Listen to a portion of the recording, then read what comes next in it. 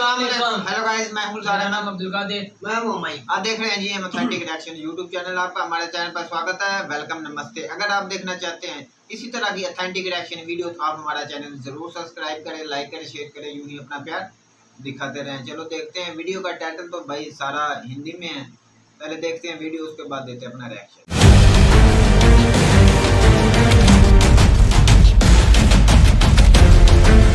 भारत की ताकत बनने वाला है एक ऐसा हथियार जिसके मिलने से पहले ही कांप रहा है चीन, जिसके आहट मात्र से ही थर्रा रहा है पाकिस्तान। भारत को शक्तिशाली बनने फ्रांस की धमाकेदार एंट्री। दोस्तों, भारत को एलएसी पर बार बार परेशान करने वाले चीन की हालत अब पतली होने वाली है। भारत उसकी बोलती अब बंद करने वाला है। समंदर पर भारत के खिलाफ साजिश रचने वाले चीन और पाकिस्तान के खिलाफ अब भारत ने बहुत बड़ा प्लान तैयार कर लिया है। अब समंदर में चीन और पाकिस्तान का मुकम्मल इलाज होने वाला है, क्योंकि भारत को मिलने जा रहा है समंदर का ऐसा शिकारी जो दुश्मनों के सर्वनाश का दूसरा नाम है। वो एटम बम बरसाकर दुश्मन की तबाही की पूरी स्क्रिप्ट लिख देगा। समंदर में घुसकर वो चीन और पाकिस्तान के जंगी चाल को धुआं धुआं कर देगा। कौन है समंदर में एटम वाला सिकंदर और कैसे इसके नाम से इस्लामाबाद से लेकर बीजिंग तक मची है खलबली? आइए जानते हैं इस वीडियो में।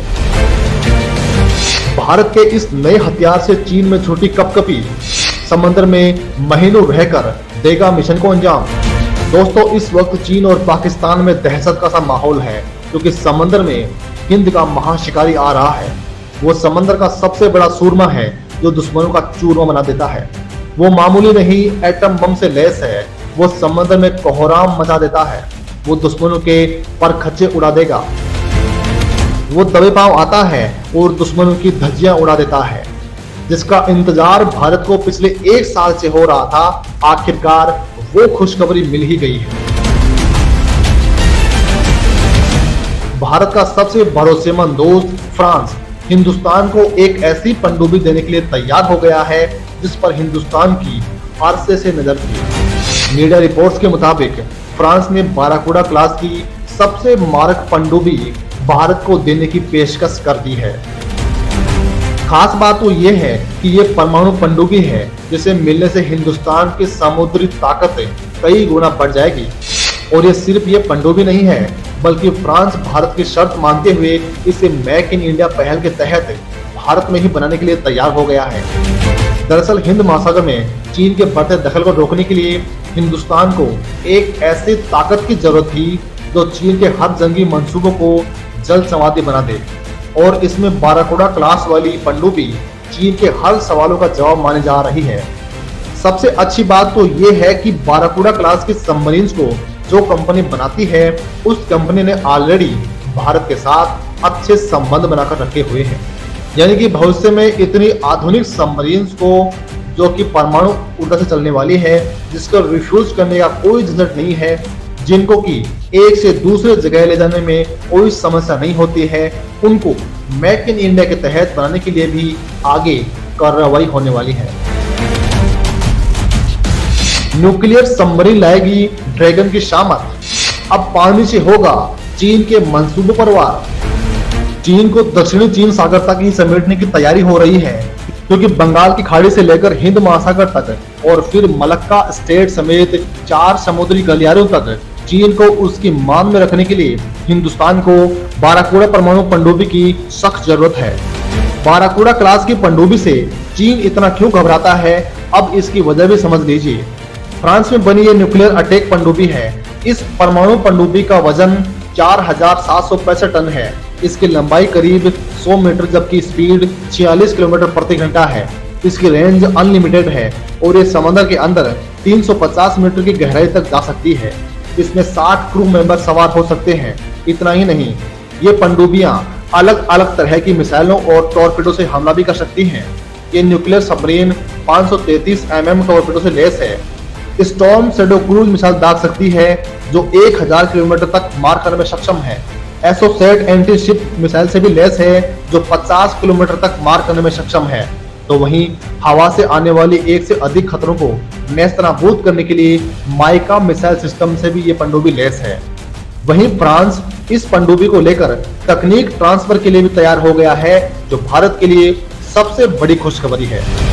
मौजूदा वक्त में भारतीय नौसेना के पास एक ही बैलिस्टिक मिसाइल परमाणु पनडुब्बी INS अरिहंत मौजूद है। स्पेशल मिशन के लिए बनाई गई ये पनडुब्बी भारत के 7,516 किलोमीटर लंबी समुद्री सीमा की रखवाली करने के लिए पर्याप्त नहीं है। यही कारण है कि भारत इन दिनों रूस के साथ चक्र सीरीज की 2 पनडुब्बियों को लीज पर लेने के लिए बात कर रहा है। इसलिए भारत को ऐसे परमाणु पनडुब्बी की सख्त जरूरत है जो AIP यानी कि एयर इंडिपेंडेंट प्रोपल्शन सिस्टम पर काम कर सके और समुद्र के नीचे महीनों छिपकर मिशन को अंजाम दे सके, और इस मिशन को यह पनडुब्बी बखूबी अंजाम दे सकती है। दोस्तों, ये पनडुब्बी माइका मिसाइल से लैस है जो इसे अजेय बनाती है। हालांकि भारत पहले से ही परमाणु बैलिस्टिक मिसाइल पनडुब्बी का संचालन करता रहा है। इतना ही नहीं, भारत अपनी खुद की परमाणु पनडुब्बी बनाने की भी योजना बना रहा है, जिसे पहले ही सरकार से मंजूरी मिल चुकी है। माइका मिसाइल से लैस है भारत का नया हथियार, दागो और भूल जाओ दुश्मन की तबाही तय। दोस्तों, माइका मिसाइल की बात करें तो माइका मिसाइल किसी भी मौसम में दुश्मन के ड्रोन और फाइटर जेट को बर्बाद करने की क्षमता रखती है। माइका मिसाइल दागो और भूल जाओ के सिद्धांत पर काम करती है। इसे फाइटर जेट और जंगी जहाजों से भी फायर कर सकते हैं। इस मिसाइल का मिराज 2000 फाइटर जेट में भी इस्तेमाल हो सकता है। इसका वजन करीब 112 किलोग्राम होता है। इसकी रेंज 500 मीटर से लेकर 80 किलोमीटर तक की है। यह मिसाइल 4 मैक की स्पीड से दुश्मन पर हमला करती है। खैर दोस्तों, यहाँ हम आपको ये समझा दें कि परमाणु पनडुब्बी कैसे काम करती है और ये बाकी पनडुब्बियों से किस तरह से अलग होती है। दरअसल जब वैज्ञानिकों ने परमाणु को विभाजित किया तब उन्हें यह महसूस हुआ कि हम इसका बम बनाने के अलावा भी किसी और काम में इस्तेमाल कर सकते हैं। इसका उपयोग बिजली पैदा करने के लिए कर सकते हैं। ये परमाणु रिएक्टर पिछले 70 वर्षों से दुनिया भर के घरों और उद्योगों को बिजली दे रहे हैं। परमाणु पनडुब्बियां भी इसी समान तकनीक से काम करती हैं। प्रत्येक परमाणु पनडुब्बी में एक छोटा न्यूक्लियर रिएक्टर होता है, जिसमें ईंधन के रूप में अत्यधिक समृद्ध यूरेनियम का उपयोग करते हुए बिजली पैदा हो सकती है। इससे पूरी पनडुब्बी को पावर की सप्लाई होती है। इतना ही नहीं, परमाणु पनडुब्बियां बिना एयर इंडिपेंडेंट प्रपल्शन सिस्टम के ही अपने अंदर मौजूद क्रू के लिए ऑक्सीजन को भी बनाती हैं। इससे ये समुद्र के नीचे महीनों तक छिपी रह सकती हैं। खैर दोस्तों, भारत को फ्रांस की ये डील करनी चाहिए या फिर नहीं? क्या आप मोदी सरकार के इस फैसले के साथ हैं? अगर हाँ तो कमेंट में हमें जरूर बताएं। वीडियो हो गई खूब भाई खत्म। जो पहले भी हम बात करते थे कि जो इंडिया है डिफेंस पर बहुत रुपया लगा रहा है इस वक्त, और डिफेंस की जो उस पर ये फ्रांस से उन्होंने वायदा किया है जो न्यूक्लियर परमाणु शिप है या क्या है, आप लोग इसे कहते हैं। तो ये जब इंडिया के पास आ जाएगी तो भाई इंडिया तो बहुत स्ट्रांग हो जाएगा। आप यकूब भाई क्या कहते हैं कि इंडिया इतना डिफेंस पर क्यों काम कर रहा है, किससे मुकाबला है? पाकिस्तान तो भाई पहले भी इतना स्ट्रांग नहीं है कि वो उसको, ये चाइना की और मैं कहता हूँ इंडिया की कोई जंग होने वाली है कि इतना मजबूत होने जा रहा है। जैसे मोदी साहब ने सलाम ही नहीं लिया शी जिनपिंग से, तो ना शहबाज शरीफ से, तो ये एक ना दबाव का तनाव का ना सर पहले बिल्कुल इसी तरह है। उन्होंने अपने, मैं तो उसकी देख के सब कुछ जो उन्होंने स्टेबिलिटी उसकी बताई है, ये इतने 300 पता नहीं कितने मीटर समुद्र के नीचे रह सकता है, 1000 महीने, और इसके कितने मीटर भी रह सकता है। उन्होंने ये भी 300 कितने मीटर भी रह सकता है, इतनी रेंज बताई है। 500-600 किलोमीटर की रेंज है जो समुद्र में रह सकता है। बड़ा स्ट्रॉन्ग बनाया है। चाइना ने भी बनाया है, पर चाइना के इससे क्योंकि न्यू टेक्नोलॉजी के साथ साथ जो भी न्यू चीज आती है का जो है ना स्ट्रॉन्ग होती जाती है। कादर भाई जो चाइना भी है ना वो बहुत स्ट्रॉन्ग है, ऐसे नहीं कि स्ट्रॉन्ग है, मानते हैं, बिल्कुल इतना छोटा सा मुल्क है। चाइना भी बहुत स्ट्रॉन्ग मुल्क है। एक दूसरे पर हमला करने लग पड़े तो ये तबाह हो जाएगी। मैं कहता हूँ कि पाकिस्तान और इंडिया की जंग होती है, मैं एक मिसाल देना ना करे खुदाया ना, ये जंग मैं तो कहता हूँ कभी भी नहीं होनी चाहिए जंग। हमें अपनी मशक्कत अपनी मशक्कत खराब अच्छी हमारी करनी ऊपर। चाहिए। ये नहीं कि जंग के आलम में और जंग की बातें किए जाए। तो जब दोनों मुमालिक की जंग होती है, तो जब एटमी ताकतें इस्तेमाल होंगी, तो मैं कहता हूँ भाई बहुत तबाही पूरे होगी। वर्ल्ड के लिए भाई साहब ये बहुत पूरे खतरा वर्ल्ड है। के लिए ये खतरा है। और ऐसी बातें नहीं होनी चाहिए। डेवलपमेंट पर हर मुल्क को काम करना अपना चाहिए, फोकस अपनी करना चाहिए, आवाम अपने मुल्क को को करना चाहिए। सहूलतें देनी चाहिए और मुल्क को स्ट्रॉन्ग करना चाहिए। ये नहीं है कि जंग पर ये सारा बजट लगाई जाए। वो अपनी मर्जी, अभी इंडिया कितना स्ट्रॉन्ग होना चाहता है हो जाए, बिल्कुल, पर बेशक वो पाकिस्तान को strong इस करे। पर अमल नहीं होना चाहिए। पाकिस्तान को अपने मुल्क को पहले स्ट्रॉन्ग करना चाहिए, फिर बजट हो तो डिफेंस पर भी लगाना चाहिए। और हमारे जो वज़ीर आज़म साहब हैं, वो अभी भी डिफेंस पर लगाए जा रहे हैं। जैसे वो अमेरिका ने F-60 के लिए दिया है, पता नहीं कितने मिलियन 450 मिलियन पाउंड दिया है। तो मैं पर ये मैं तो मशवरा इतना ही देना कहूंगा कि इसके ऊपर जो फ्रांस के साथ इनका मुआहदा है, मैं तो खुशाइन कहूंगा इनको, इनका बहुत अच्छा एक मुआहदा हुआ है।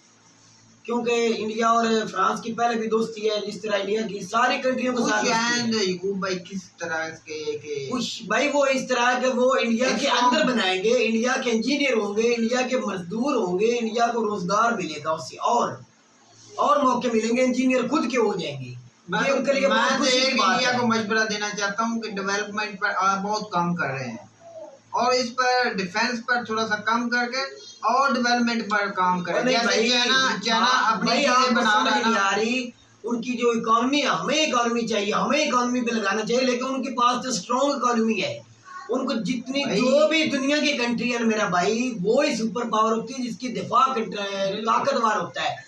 अब जो अमेरिका देख ले, पूरी दुनिया का पहले सुपर बहुत पावर है। इंडिया का स्ट्रॉन्ग यही है। बात है अच्छा तो ना। मुझे ये बता, अमेरिका दुनिया का सुपर पावर कंट्री है कि नहीं? मानता है ना? मानता हूं। तो फिर वो उसने पूरी दुनिया में सबसे ज्यादा स्ट्रॉन्ग उनका दिफा क्यों है? वो क्यों अभी भी ये भी है ना यूकुब भाई, अभी भी दिफा पे वो लगाते जा रहे आपका हैं। डिफेंस भाई, होना, इंडिया का स्ट्रॉन्ग होना बड़ी ज्यादा अहमियत रखता है मुल्क तो में। इंडिया अगर का आपका तो तो defense इंडिया भी strong वो ही और चाहता है मेरा जोड़ा है, भाई, इंडिया भी वही चाहता है गुलजार के। जिस तरह चाइना को आप ये नहीं कह सकते कि चाइना के पास दिफा नहीं है, चाइना का कंट्रोल नहीं है। चाइना का बहुत चाइना इंडिया से 100 गुना आगे दिफा में है। मैं नहीं, तुझे 100 ये गुना- बता 100 रहा गुना हूँ, तो बहुत नहीं है। आगे। आप नहीं मानेंगे तो आपकी मर्जी।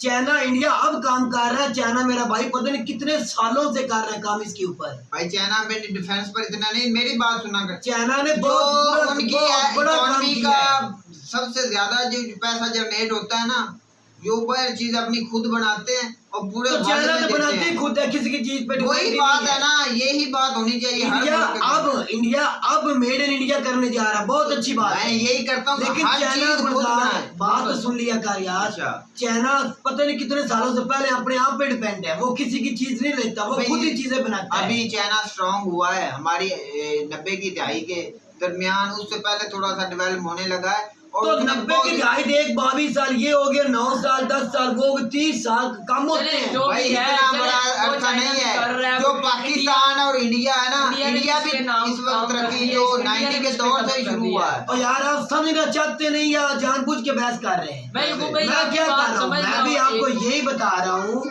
चाइना आप नहीं मानेंगे मेरी बात, कभी भी नहीं मानेंगे, या क्योंकि आप हकीकत नहीं मानेंगे। चाइना अच्छा है इंडिया से। मेरा भाई आपको मानना पड़ेगा। 30 साल तो चलो माने ना, आप 90 की दिहाई की बात कर रहे हैं, अच्छा, फिर भी 30-32 साल चाइना पहले से सुपर पावर बना हुआ है कि अपने आप को वो मानता है। दुनिया माने या ना माने, चाइना तो मानता है ना। उनको यही बताया जाता है कि आप सुपर पावर है, उनको भाई, बच्चों को भी ये बताया जाता है।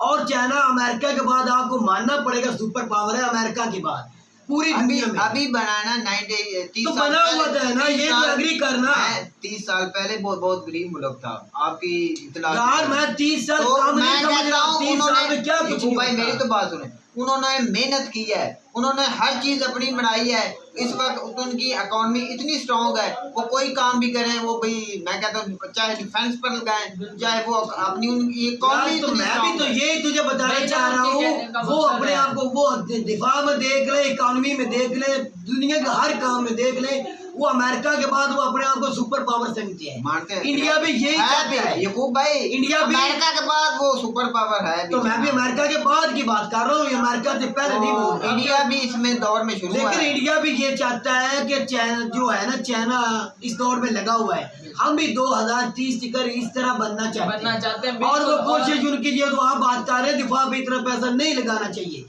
अगर इंडिया इस तरह नहीं लगाएगा, इस तरह काम नहीं करेगा, मेरा भाई दुनिया को नहीं दिखाएगा, तो फिर इस तरह नहीं सुपर पावर बन सकेगा। इंडिया अपना इतना डिफेंस स्ट्रॉन्ग कर रहा है, उस पे दो जितना स्ट्रॉन्ग करेगा वो फिर भी कामयाब इंडिया होगा, फिर भी इंडिया कामयाब होगा। डिफेंस का डोम सिस्टम है वो इसराइल का, वो छोटा सा मुल्क है इसराइल, उसका डाउन सिस्टम है, वो कोई भी उस पर हमला नहीं कर सकता। आप ये नहीं कह सकते जो है ना रशिया मेरा भाई, रशिया उसका दुश्मन है। किसका? दूसरे का, इसराइल का। आप सर्च करके देख लो, तुझे पता है कि नहीं पता, आपने कभी रिसर्च नहीं की। जो है ना फलस्तीन और शाम की मदद के लिए इसराइल ने बहुत मदद की है, सॉरी रशिया ने कितनी बार उनका एक बात करना चाहता हूँ, जो इसराइल का डिफेंस सिस्टम है ना, मैं कहता हूँ रशिया स्ट्रॉन्ग है। नहीं, उसका जो डिफेंस सिस्टम है भाई, वो हर मिसाइल को भाई तेरी तरह के लिए रशिया की इकोनॉमी बड़ी उनसे, रशिया का दिफा बड़ा उनसे, रशिया की फौज बड़ी उनसे, और रशिया नहीं टूटा भाई। तू कहाँ से बोल के आ रहा है? रशिया कभी भी नहीं टूट सका, रशिया भी नहीं जंग की हालत में भी नहीं टूटा भाई। वो जो पहला नुकसान हो चुका रशिया को वो हो चुका है भाई। अब 5-6 माह जंग होना एक मुल्क के लिए बड़ा भाई। अभी वो स्ट्रॉन्ग है, दो स्ट्रॉन्ग कंट्रीज की मदद कर रही है, इंडिया और चाइना। भाई रशिया का छोड़े, हम इंडिया पर आते हैं कि इंडिया अब भी डिफेंस पर इतना पैसा लगा रहा है कि उसको मजबूरी है मेरा भाई, सुपर पावर बनने के लिए लगा रही है। बिल्कुल, उसकी इकोनॉमी भी स्ट्रॉन्ग है, उसका। अच्छा मुझे ये बता, तेरी हमारी पाकिस्तान की इकोनॉमी इंडिया की तरह तगड़ी हो जाती है, लेकिन हमारा दिफा पे हमारा फोकस ही नहीं, हमारा दिफा कमजोर है। मैं ये बात करना चाहता हूँ, इतना जो इंडिया डिफेंस पर पैसा लगा रहा है, इसको पाकिस्तान कितना खतरा समझ अपने।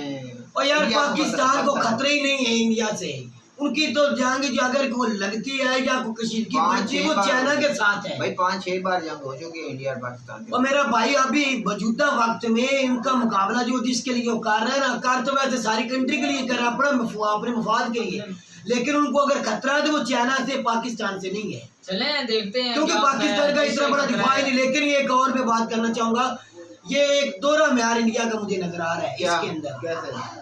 एक तरफ तो वो डॉक्टर जयशंकर जो फॉरेन मिनिस्टर हैं वो बोल रहे हैं कि मैं सुपर पावर बनना चाहता हूँ चाइना के साथ मिलके। आपने वीडियो की थी गुलजार, आपको पता है, चाइना के साथ मिलकर। हाँ, दूसरी बात ये कि शिपिंग के साथ उन्होंने हाथ भी नहीं मिलाया, चलो शहबाज शरीफ के साथ भी उन्होंने नहीं मिलाया।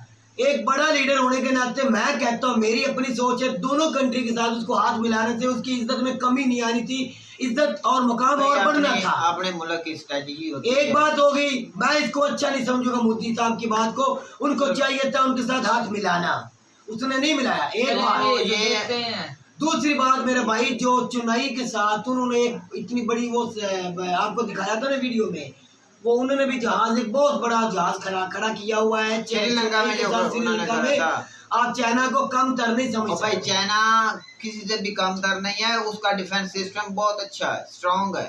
मैं ये कहता हूं करके दिखा दिया है, इंडिया ने अभी बदलना है, दोनों मुल्क जो है वो डिफेंस पर लगाए जा रहे हैं, अपने मुल्क को स्ट्रॉन्ग कर रहे हैं, अपने लिए काम कर रहे हैं, तो ये हमारा अपने लिए करना और हमारे लिए थोड़ी। वीडियो को लाइक कीजिएगा, चैनल को सब्सक्राइब कीजिएगा। मिलते हैं वीडियो में, तब तक के लिए अल्लाह।